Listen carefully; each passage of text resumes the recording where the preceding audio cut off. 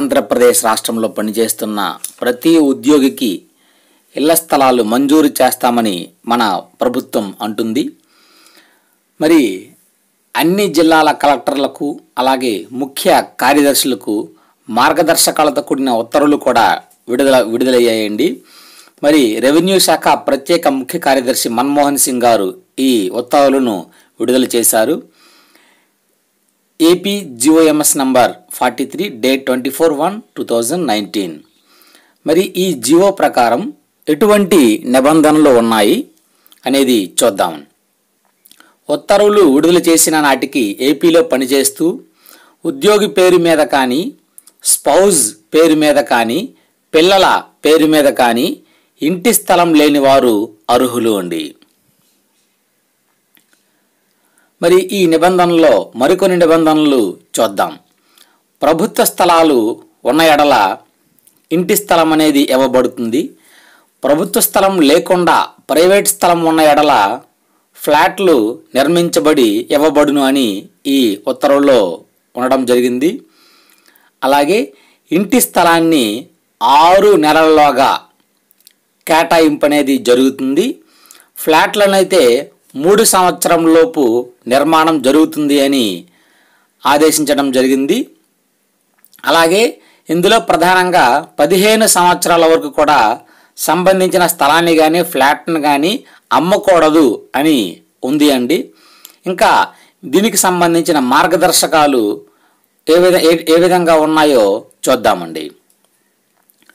ప్రాంతీయ కార్యాలయాల్లో పనిచేసే ఉద్యోగులందరూ కూడా ఈ ఇళ్ల స్థలాలకు కానీ ఫ్లాట్లకు కానీ అర్హులు అండి. అలాగే రెండవది, ఉద్యోగులు తమ అర్హతల వివరాలు తెలియచేస్తూ జిల్లా కలెక్టర్ కార్యాలయంలో దరఖాస్తు చేసుకోవాలండి. అలాగే మూడవది, సొసైటీ లేదా ఒక బృందాన్ని ఏర్పాటు చేస్తారు. దానిలో కనీసం 12 మంది సభ్యులు ఉండాలండి. ఇందులో ఉద్యోగి తప్పనిసరిగా సభ్యుడై ఉండాలండి.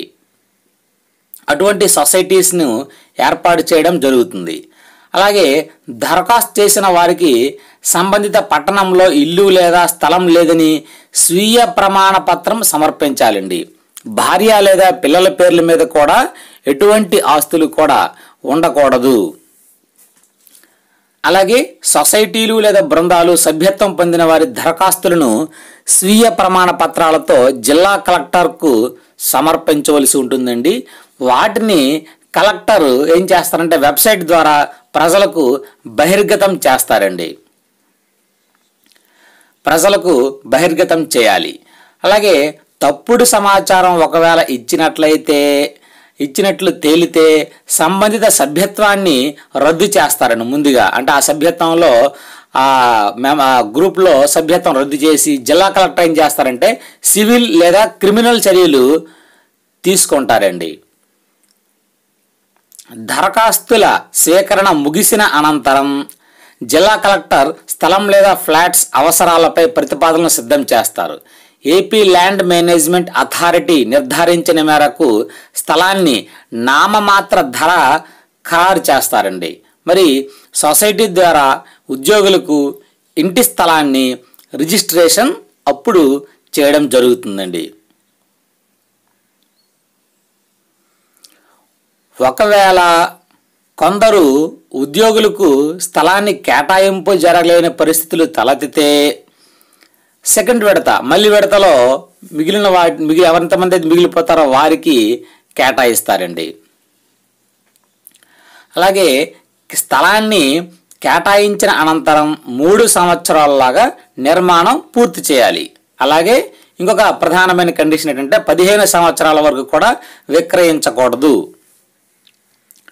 అలాగే ఇంటి స్థలం లేదా ఫ్లాట్ను ఎలా లాటరీ ద్వారా కేటాయిస్తారండి. ఫ్లాట్స్ అన్ని తీసుకొని ఎవరికి ఏ ఫ్లాట్ కావాలి అనేది లాటరీ ద్వారా నిర్ణయించడం జరుగుతుంది. కేటాయింపు వివరాలు ఉద్యోగుల సర్వీస్ రికార్డుల్లో నమోదు చేస్తారండి. కాబట్టి ఇటువంటి కండిషన్స్ అనేవి చూసి ఈ ఫ్లాట్స్ లేదా ఇల్లు అనేది కేటాయింపు అనేది జరుగుతుందండి.